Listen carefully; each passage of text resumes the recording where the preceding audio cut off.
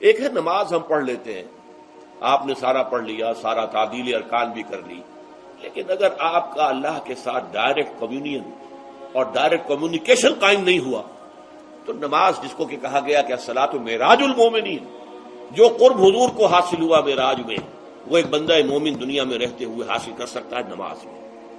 اگر اس کی روح جو ہے واقعتاً ہم کا نام ہو رہی ہو، الحمدللہ رب العالمین الرحمن الرحیم مالک یوم الدین اہدنا الصراط المستقیم ایاک نعبد و اگر ہم واقعتاً ایسے کہہ رہے ہوں کہ ہمیں احساس ہو کہ ہم اللہ کے حضور میں حاضر ہیں اور عرض کر رہے ہیں، سجدہ کریں تو حدیث میں آتا ہے کہ ایسے محسوس ہو کہ گویا کہ میں نے اپنا سر اللہ کے قدموں میں رکھ دیا ہے، یہ ہے نماز۔ اب جو گفتگو ہو رہی ہے یہ ہم کلامی ہے، الصلاۃ معراج المومنین، اہل ایمان کے حق میں یہ نماز جو ہے یہ معراج کے درجے میں، لیکن یہ نماز کیسے نصیب ہوگی اگر روح سوئی ہوئی ہے، دبی ہوئی ہے، پسی ہوئی ہے، مزمحل ہے یا مردہ ہے؟ یہ نماز کیسے حاصل ہوگی؟ چاہے آپ پانچوں وقت کی نماز پڑھ رہے ہوں، چاہے آپ نے ہیبٹ بنا لیا ہو نماز کو، چاہے خوش بھی ہو گیا ہو، لیکن یہ کہ جب تک وہ روح بیدار نہ ہو، جب تک ہم کلامی نہ ہو، افلاق سے آتا ہے نالوں کا جواب آخر، اٹھتے ہیں حجاب آخر، کرتے ہیں خطاب آخر، جب تک یہ نہ ہو، جیسے کہ میں ایک حدیث قدسی انشاءاللہ آج سناؤں گا سورہ فاتحہ کے ضمن میں، کہ اللہ تعالیٰ کے سامنے جب کھڑا ہو کر انسان جب کہتا ہے انی وجہت وجہی للذی فطر السماوات والارض حنیفا، دائیں بائیں سے بالکل اپنا تعلق کاٹ کر میں نے اپنا رخ کر لیا ہے اس اللہ کی طرف جس نے آسمانوں اور زمین کو پیدا کیا۔ اب یہ توجہ وجہت، اگر یہ تو ہے چہرہ تو ہم نے کر دیا خانہ کعبہ کی طرف، اندر سے ہماری روح متوجہ نہیں ہوئی، وہ سوئی پڑی ہوئی، اسے پتہ ہی کچھ نہیں کہ کیا ہو رہا ہے، تو اس صورت میں وہ کیا ہے؟ ظاہری بات تو پوری ہو گئی، نماز کا ثواب ہو جائے گا، فرض کی ادائیگی کا ثواب مل جائے گا، لیکن وہ اصل نماز تو حاصل نہیں ہوتی۔ یہ ہے وہ بات کہ وَإِذَا سَأَلَكَ عِبَادِي عَنِّي فَإِنِّي قَرِيبٌ، اے نبی جب میرے بندوں کی روحیں بیدار ہو جائیں، توانا ہو جائیں، حیات تازہ سے وہ ہم کنار ہو جائیں، اور پھر وہ میرے بارے میں پوچھیں، وہ میرا تقرب حاصل کرنا چاہتے ہیں، تو آپ سے پوچھیں تو کہیے میں قریب ہوں، اجیب دعوت الداع اذا دعان، یہ ہے وہ دعا، میں ہر پکارنے والے کی پکار، ہر دعا کرنے والے کی دعا کو سنتا ہوں، قبول کرتا ہوں، جواب دیتا ہوں جہاں کہیں بھی مجھے پکارے، اذا دعان۔ اس میں در حقیقت وہ مفہوم آ گیا ہے there and then wherever، آپ اپنے گھر میں ہو کر پکاریں اللہ کو، آپ بستر پر لیٹے ہوئے پکاریں اللہ کو، الذین یذکرون اللہ قیاما وقعودا وعلی جنوبہم، ہاں ٹھیک ہے، بعض مقامات بعض اوقات قبول دعا کے لیے زیادہ سازگار ہے، حرم میں جا کر دعا مانگی جائے، اور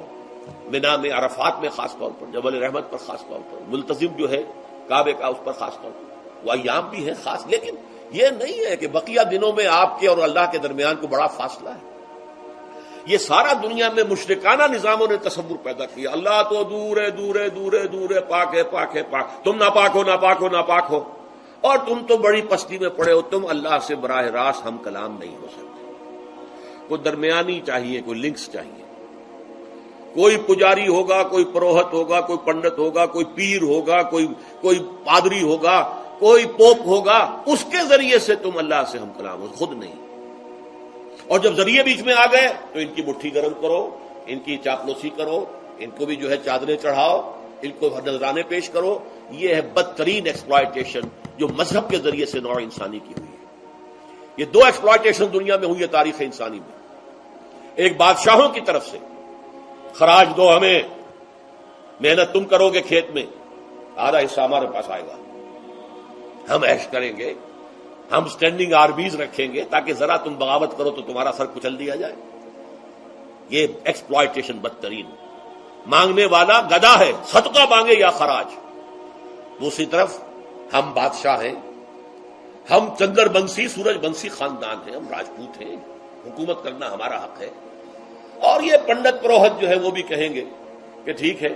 نصف لی و نصف لک وھذا قوم جاہلون، یہ عوام جو ہے ان کا خون چوسو، ہمیں یہ نذرانے پیش کریں، بتوں کو آ کے چڑھاوے چڑھائیں اور تمہیں خراج دیں اور ٹیکس دیں۔ They are to be exploited, exploit ہوگا۔ اسلام نے آ کر دونوں کا خاتمہ کیا، کوئی ملوکیت نہیں۔ زکوٰۃ ہے تو غربا کے لیے، بادشاہ کے لیے نہیں ہے، یہ تو غربا کے لیے، لہذا کوئی ٹیکس نہیں۔ نمبر 2، اللہ سے ہم کلام ہونے کے لیے کسی دربان، کسی پہرے دار کی مٹھی گرم کرنے کی ضرورت نہیں. جب چاہو ہم کلام ہو جاؤ. دل کے آئینے میں ہے تصویر یار، جب ذرا گردن جھکائی دیکھ لی. یہ تو تم ہماری طرف متوجہ نہیں ہوتے، ہم تو ہر وقت کہتے ہیں. ہر شب کو آخری لمحات آخری جو گھنٹے ہیں رات کے،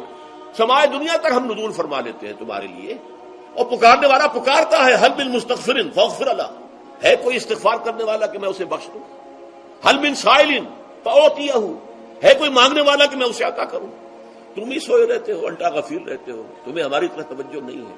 اگر ہماری طرف متوجہ ہو جاؤ تو جیسے کہ اقبال نے کہا کہ میرے لیے یہ دربان پیران کلیسا کو کلیسا سے اٹھا دو. کیوں خالق و مخلوق میں حائل رہے پردے،